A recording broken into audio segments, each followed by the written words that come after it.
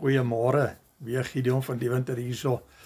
En as ek weer vanoggend besig met ons vraagstuk aangaande ons arme mense in die huidige, ons praat ons maar nog steeds van die nuwe Suid-Afrika, hier al is ons 2024, 30 jaar later. Ek het 'n boodskap aan elke een wat met ons blanke armoede werk. Fokus spesifiek nou op die blanke armoede. Daar is mense wat ook onder die gekleurde armoede en die swart armoede werk. Maar my fokus is uit en uit op ons eie volksgenote. Ek het 'n boodskap aan die jong manne, Davie, François, Willem Petzer, iemand soos wat ek onlangs ontmoet het, Johan van der Merwe. Daar is 'n nuwe groep wat ontstaan het. Ek probeer vanaf Volkskrag, waarin ek ook my bereidheid gegee het om betrokke te raak. Maar ek wil graag sê, voordat ons enigstens betrokke raak by die kwessie van ons volkseie armoede beginsels en volkseie armoede krisis, dat hier is een van die boeke wat ek aanbeveel, wat 'n mens moet lees. Sy naam is When Helping Hurts en How to Alleviate Poverty Without Hurting the Poor and Yourself. Dit is 'n boek, nou nie reg nie, ek kan hom ook nie omdraai nie, kan ook nie die kamera omdraai nie, maar 'n baie belangrike boek vir elkeen moet lees om deur te werk. Of jy dan nou kospakkies voorsien in die daaglikse nood, bly dit belangrik om die boek vir jou aan te skaf. Ek weet nie of hy nog op die mark is nie, ek het nie 'n idee nie, maar ja, 'n baie goeie boek. Die ander boek wat ek het is Power and Poverty.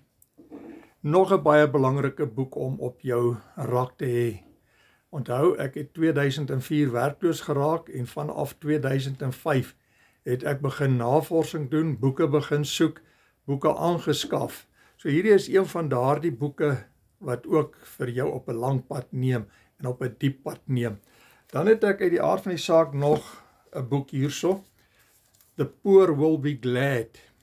Dit gaan nou wel oor die armoedeverligting in Afrika in, maar daar is soveel wat ons uit die boek leer, hoe ons dit ook vir onsself kan toepas, hoe die sendingmense werk, almal wat sendelinge is, hoe die Amerikaners hulp aangebied het, hoe hulle die mense opgehef het. En ons sien vandag basies amper dieselfde model by Solidariteit Helpende Hand, hoe hulle ons eie volksgenote ophef. Dan hierso is my kosbaarste boekie, hy bestaan nie meer nie, maar dit gaan oor Hand Me Another Brick. En is hierdie boekie, dit waarop my hele projek gebaseer is. Dit is hoekom ek ook altyd praat van saambou, inbou, opbou en uitboek. Dit gaan oor die verhaal van Nehemia, maar prakties stap vir stap, hoe jy mense kan oplig, hoe jy hulle kry om saam te werk, en dan ook gebruik ek dit in my life skills coaching sessies. 'n baie goeie boek wat ek het hierdie boek aangeskaf nog voor die 2004 het ek hom, 1998 het ek hom by 'n seminar aangeskaf.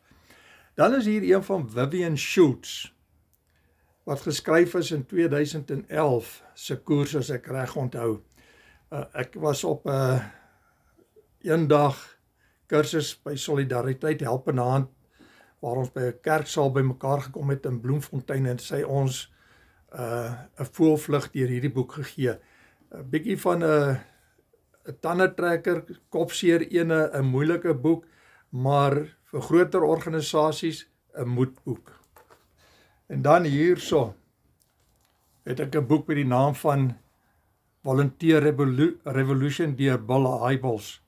Ek het die boek in 2008-2009 het ek die boek gekry by die Global Leadership Summit, het ek hom gekoop. Dit was 'n deel van waar ek die sameroeper was vir die Noord-Kaap en vir Welkom Goudveld area. En het ek daardie boek dan ook gekoop. Ek het nog so 'n paar kleiner boekies en ek het baie videomateriaal op my ou rekenaar, maar al wat ek graag wil sê is, mense, as jy by ons blanke volk betrokke is, daar waar armoede hoogtyd vier, daar waar ons mense moet ophef, ek beveel regtig aan, kry eers vir jou die boek Helping Without Hurting. Dit is 'n goeie boek.